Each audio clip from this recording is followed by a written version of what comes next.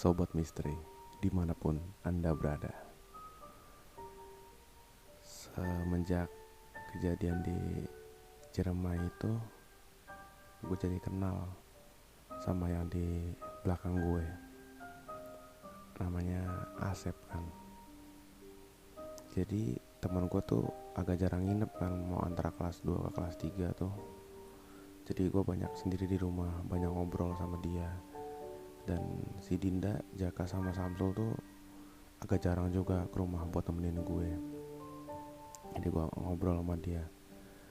Di sela-sela obrolan gue itu, gue ngeliat bayangan kayak orang besar sama si putih itu di depan jendela kamar gue.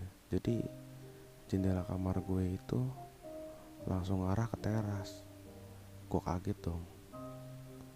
Gue tanya langsung sama Asep ini, itu si besar sama putih? Iya. Dia gak pernah kemana-mana? Enggak. Cuman emang dia gak mau lebih terlihat sering sama kamu, soalnya takutnya ngeganggu kamu. Oh gitu. Ya udah, kalau kamu mau ngejar mereka, kejar aja. Waktu itu tuh jam jam mau maghrib lah, setengah 6 apa jam 5, gue agak lupa juga. Gue beres-beres kan, ganti baju, pakai jaket, pakai celana pendek, pakai sepatu kan. Bokap sama nyokap gue nanya mau kemana, mau jalan aja, refreshing, nyari udara segar kan.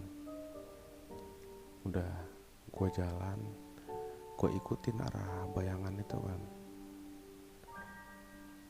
Ternyata arah bayangan itu tuh ngarah ke makam yang sering gue datengin sama teman gue itu. Wah, arahnya ke sini nih. Ya udah, gue jalan.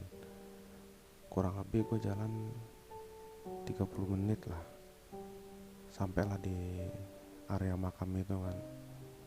Dan itu udah lebih dari maghrib, soalnya waktu gue sebelum nyampe makam itu kan ada masjid yang agak gede ya. Situ udah mulai kumandang azan maghrib tuh. Pas gue sampai depan makamnya itu, tiba-tiba kayak terang gitu di situ. Karena saking terangnya itu kan silau, gue tutup mata gue kan. Pas gue buka lagi, ternyata gue kayak ada di kampung-kampung gitu. Emang tuh makam agak berbatasan sama perumahan warga ya, cuman perumahan warganya tuh agak jarang deh. Maksudnya jarang tuh agak jauh dari situ. Pas gue liat kan terang, wah kayak perumahan biasa kan. Ya udah, gue jalan sambil gue cari tuh si putih sama si orang besar itu kan. Ternyata nggak gue temu di mana-mana, dan perkampungan tuh emang sepi banget, gak ada orang di mana-mana kan. Gue jalan, gak lama, dek, gue nabrak kan. Pas gue lihat, cewek ternyata. Gue perhatiin, ini sosoknya si Dinda. Terus Dinda ngomong sama gue kan, kamu ngapain di sini? Loh, gue tanya balik lagi sama dia, lagi jalan gue. Lalu sendiri ngapain di sini? Ya emang biasa, kita tuh ngumpul di tempat-tempat yang gelap. Ini kan gak terlalu jauh juga dari tempat sekolah kamu kan, makanya kami suka kesini. Oh, ya udah. Gue ngobrol sama Dinda kan, gue tanya, Dinda, kamu ngeliat gak makhluk yang tinggi besar sama pocong yang mukanya selalu senyum? Dinda jawab, belum pernah ngeliat. Oh, ya udah. Gue tinggalin Dinda di situ, gue jalan lagi kan. Itu perkampungannya gue rasa gede banget. Cuma pas gue nginjek kok, jadi gue liat jalannya emang kayak jalan peluran semen gitu. Tapi pas gue ngerasa injek kayak tanah, rasanya empuk. Gue jalan aja sampai tuh gue di kayak pos ronda gitu lah, kayak ke balai-balai gitu. Gue duduk situ sambil merenung kan. Gak lama dari arah belakang si orang besar itu datang, duduk di samping gue. Dia ceritain lah kenapa dia jarang, karena dia tuh sedih. Gue tuh sering dianggap aneh sama sekitar gue, makanya dia jarang nunjukin wujud dia sama si putih itu. Gak lama si putih itu datang, loncat dari belakang kan. Kayak biasa tuh dia kegirangan kan. Akhirnya gue ngobrol berdua sama mereka. Ternyata mereka emang selama ini gak mau nampilin karena takut orang ngira gue gangguan jiwa. Dan mereka udah nempatin areal pemakaman itu. Jadi selama ini dia gak kemana-mana dekat sebenarnya sama gue. Terus ditunjukin lah, ini aku banyak temen. Dan dari kan jadi perumahan itu kayak perumahan biasa. Dari arah perumahan itu muncul lah macam-macam sosoknya. Ada yang berupa cewek, ada yang berupa cowok. Yang gue inget yang nyamperin gue tuh ada 3. Dan orang besar sama si putih ini ngenalin gue, ini 3 ini teman kita di sini. Tapi gue gak nanya nama ya. Yang satu bentuknya cewek, kayak pakai mini skirt gitu, warnanya hitam kan, cantik. Cuma lehernya tuh kayak ada urat yang warna apa sih, ungu-ungu gitu kan. Terus bibirnya agak menyong. Terus dia ngejelasin, saya adalah jin yang dulu mendampingi orang yang mati dibunuh. Saya ada di areal pemakaman ini. Ternyata waktu gue ngomong, udah ceritain kan, dia dibunuh waktu di booking sama cowok di area sekitar Depok. Dan gue tanya kan, oh jadi kamu ini bukan hantu? Bukan, saya ini sejenis jin. Oh, satu lagi sosok kakek-kakek tua kan, rambutnya agak botak, putih, kayak pakai kayak agak kacamata gitu, orangnya kurus. Terlalu merhatiin deh gue detailnya dia tuh, agak lupa gue emang. Terus dia ngomong, tenang aja, si putih sama si besar nih selalu di sini. Kalau kamu mau kesini juga pasti ketemu. Nah yang satunya ini agak ganas nih, cowok, rambutnya panjang menjuntai sampai ke bawah, cuma pakai kolor rusak gitu, kayak boxer rusak gitu. Terus kayak boxernya tuh kotor karena kayak kotor kayak kena oli gitu, kayak ada bekas-bekas apa gitu. Dia bilang, kamu mau gak nurutin kemauan aku? Gue bilang dong gak mau. Loh kok gak mau sih? Biasanya manusia yang kesini nih ngasih makan kita, antara dupa, apa sajen. Aku lagi lapar, aku mau makan, tolong kamu cariin. Gue tolak dong, gue gak mau. Dan dia kayak marah. Nasi putih yang masih besar ini ngelindungin gue kan. Yang 2 yang tadi lagi hilang tiba-tiba tuh. Si putih sama si besar ngelindungin gue, kayak agak bertarung gitu mereka. Dan si besar ini mundur, si putih juga mundur kan. Si yang sosok yang rambutnya panjang ke bawah ini ngeliatin mukanya kan, taringnya cuma 1, matanya merah pekat kan. Terus kayak ada netes cairan ungu dari hidungnya. Terus dia bilang kan, kamu gak bakal keluar dari sini, kamu akan terus di sini kan. Terus si orang besar itu nangkep dia, tiba-tiba hilang. Dar. Tinggal si putih kan, ayo ikut sama aku.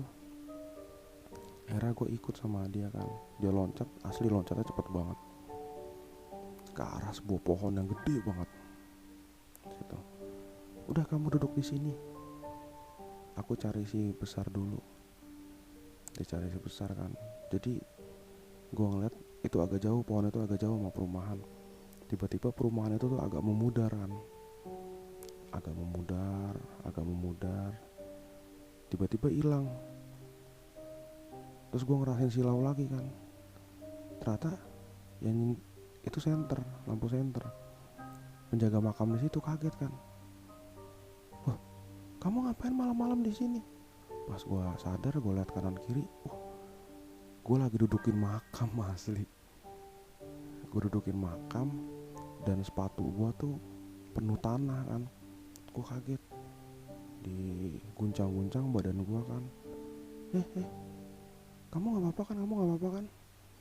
Terus penjaga makam itu agak lari kan, kayak agak teriak dia. Gak lama 2 orang nyamperin ke situ juga. Jadi ada 3 orang berempat sama gue. Gue dikasih air minum, dibawa ke posnya itu. Kamu nggak apa-apa dek? Nggak apa-apa. Ngapain malam-malam kesini? Enggak, saya tadi nggak kesini kok. Saya masuk kayak kampung gitu.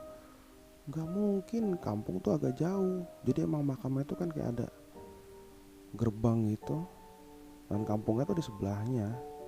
Jadi nggak mungkin lah, kata dia. Nggak mungkin salah masuk. Kamu ngapain ke makam? Rumah kamu di mana? Gue jelasin kan, rumah saya di sini. Wah jauh juga. Ya udah, kamu diam di sini dulu. Gue diem di situ kan. Terus yang 3 itu kayak ngobrol.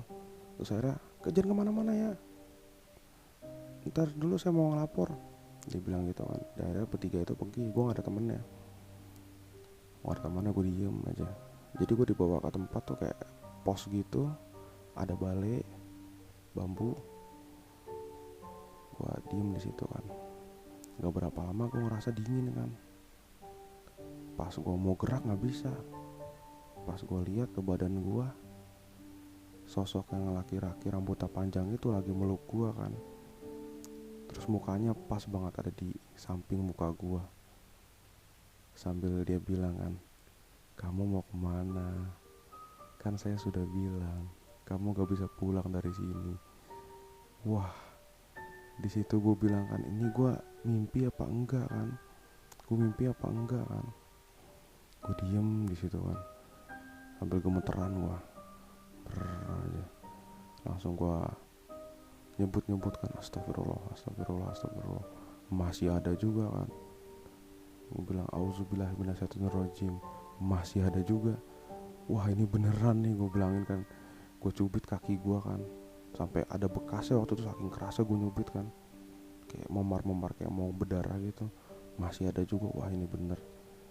Gak lama si putih datang, ngeloncat ke arah dia, kayak nembus badan gue kan. Udah gue langsung kerasa sakit itu.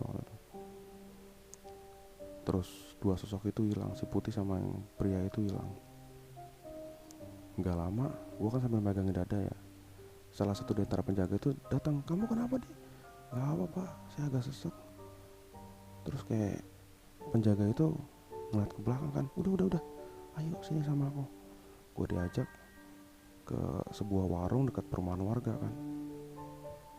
Kamu sering main di sini ya? Iya. Kayaknya kamu ketempelan deh. Gue dilus-lus kan sama dia kan.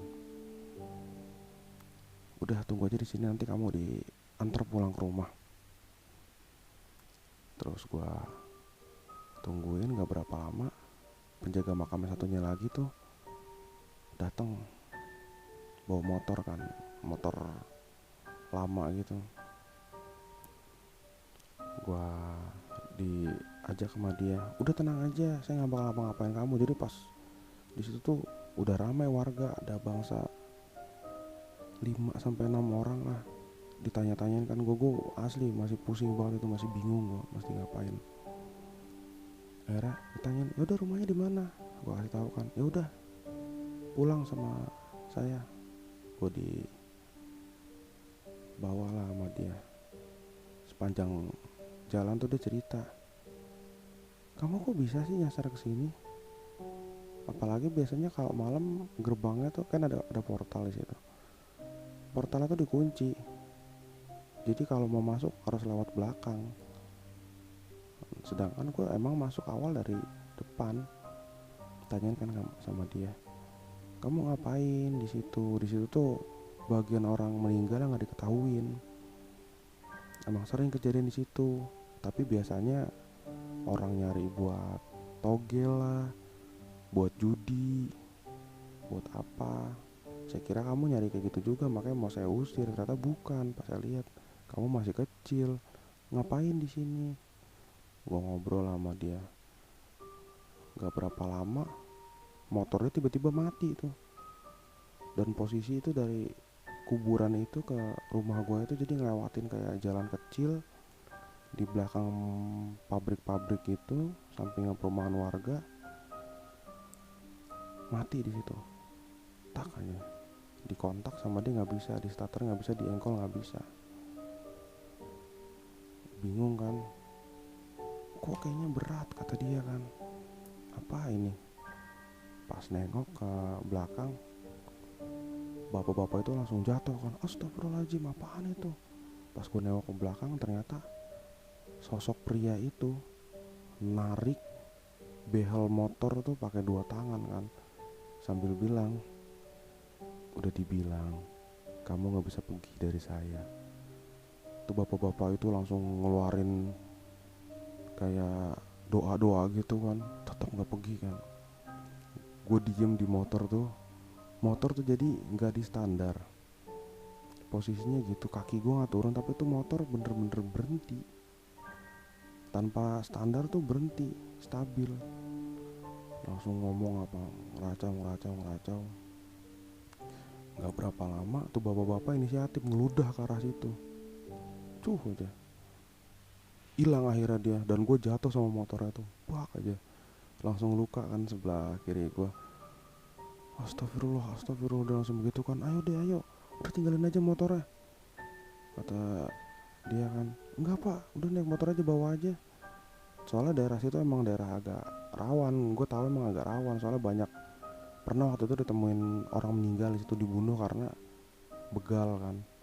Pernah juga ada mayat cewek di situ temuin, korban pembunuhan juga. Jadi emang agak-agak khawatir tuh di jalan situ kan. Ya udah dibawa sama dia, ditenteng kan. Gak berapa lama dicoba starter bisa tuh. Akhirnya langsung dia ngebut, polder ditabrak-tabrakin sama dia. Pas sampai rumah langsung dia nemuin bokap nyokap gue kan. Atau nyokap gue lagi nangis tuh. Pas gue masuk, gue lihat jam 2:30. Waduh, padahal waktu itu gue ngerasa cuman sejam 2 jam lah. Ternyata dari maghrib sampai itu tuh gue ngerasa hampir 6 jam lebih lah. Terus cerita bapak-bapak itu kan, nyokap gue langsung lemes kan. Dia bilang, aduh kamu ada-ada aja. Tadi pas maghrib itu bokap nyokap gue ternyata nyari. Bokap nyokap gue nyari, nanya sama, kan biasa ada tongkrongan dekat rumah gue tuh. Tanyain tongkrongan, ada yang ngelihat gue ke arah kanan.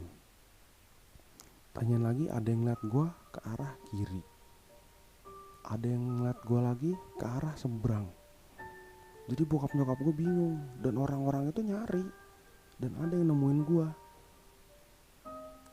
gue, tapi arahnya beda ya. Kalau gue kan waktu itu ke arahnya kiri ya, nemuin gue tuh di arah kanan. Jadi gue jalan, tiba-tiba hilang kan. Soalnya gue dulu emang terkenal jarang keluar kan. Makanya orang situ bilang nih, dia mau kemana, maghrib kan pakai pakaian rapi, ngilang tuh. Terus orang itu ternyata inisiatif ngelapor Pak RT. Tadi saya nemuin mas ini nih tadi jalan. Tapi Pak RT sama itu bilang, paling ke warung kali beliin bapaknya rokok. Emang gue kan suka beliin bokap gue rokok kan. Nah ternyata itu orang-orang jadi ramai di rumah gue kan. Wah, saya bener ngeliat kok ke arah sini, saya bener ngeliat ke arah sini. Ternyata yang bener ngeliat gue tuh yang ke arah kiri. Ada anak muda, suka negor gue emang. Mau kemana? Sini bang. Oh ya udah. Dan ternyata gue nggak tahu tuh dua sosok yang beda itu apa.